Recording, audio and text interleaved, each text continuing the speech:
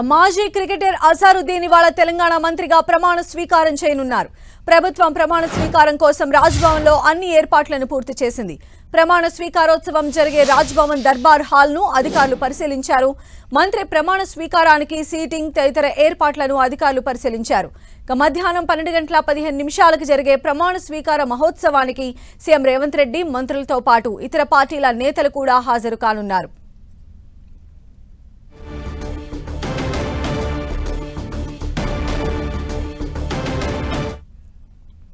అజారుద్దీన్ ప్రమాణ స్వీకారానికి సంబంధించిన మరిన్ని డీటెయిల్స్ అందించడానికి మా ప్రతినిధి ప్రతాప్ మనకు అందుబాటులో ఉన్నారు. ప్రతాప్.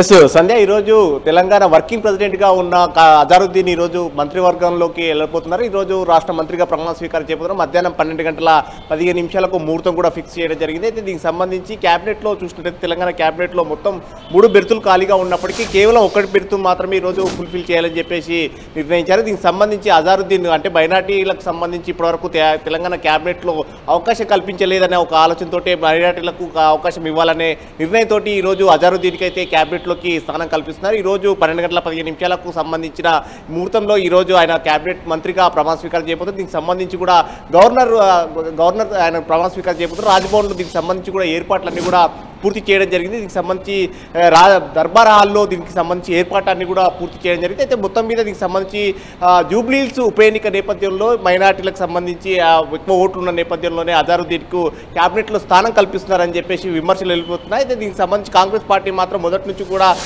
అజారుద్దీన్కి అవకాశం కల్పించాలని చెప్పేసి నిర్ణయించారు. అందులో భాగంగానే ఆయనకు ఎమ్మెల్సీగా అవకాశం కల్పించేందుకు కూడా ఇప్పటికే నిర్ణయం చేయడం జరిగింది. క్యాబినెట్ తీసుకున్న నిర్ణయానికి సంబంధించి గవర్నర్ వద్ద ఇప్పటికీ ప్రస్తుతానికి పెండింగ్లో ఉంది. అయితే సుప్రీంకోర్టులో కేసు ఉన్న నేపథ్యంలో అది ఇంకా పెండింగ్లో ఉందని చెప్పేసి కాంగ్రెస్ పార్టీ వర్గాలు చెప్తున్నాయి. అయితే దీనికి సంబంధించి అజారుద్దీన్ని క్యాబినెట్లోకి తీసుకునే నిర్ణయానికి సంబంధించి కూడా బీజేపీ కానీ బీఆర్ఎస్ ఇప్పటికే ఎలక్షన్ కమిషన్కు కంప్లైంట్ ఇవ్వడం కానీ వీటికి సంబంధించి బీజేపీ చేస్తున్న వాటన్నిటి కూడా కాంగ్రెస్ పార్టీ నిన్న పెద్ద ఎత్తున విమర్శలు గుప్పించిన పరిస్థితి ఉంది. ముఖ్యంగా డిప్యూటీ సీఎం భట్టి విక్రమార్క కానీ అదేవిధంగా మిగతా మంత్రులంతా కూడా బీజేపీ చేసే ఆరోపణలను కూడా తీవ్రంగా ఖండిస్తుంది. ఇప్పటికే రాజస్థాన్లో ఇలాంటి నిర్ణయం గతంలో జరిగింది కాబట్టి బీజేపీ అలాంటి కంప్లైంట్ ఇవ్వడం కరెక్ట్ కాదంటూ కూడా చేస్తున్నారు. అయితే మైనార్టీలకు అవకాశం కల్పించడాన్ని అడ్డుకోవడం కరెక్ట్ కాదంటూ కూడా కాంగ్రెస్ పార్టీ ఆరోపణలు చేస్తుంది. సో మొత్తం మీద అన్నిటిని అధిగమించి ఈరోజు మధ్యాహ్నం సరిగ్గా 12:15 అయితే ప్రభుత్వం అన్ని ఏర్పాట్లు చేయడం జరిగింది. రాష్ట్ర మంత్రివర్గంలోకి అజారుద్దీన్ని తీసుకునేందుకైతే అంత సర్వం సిద్ధమైందని చెప్పొచ్చు. సంధ్య.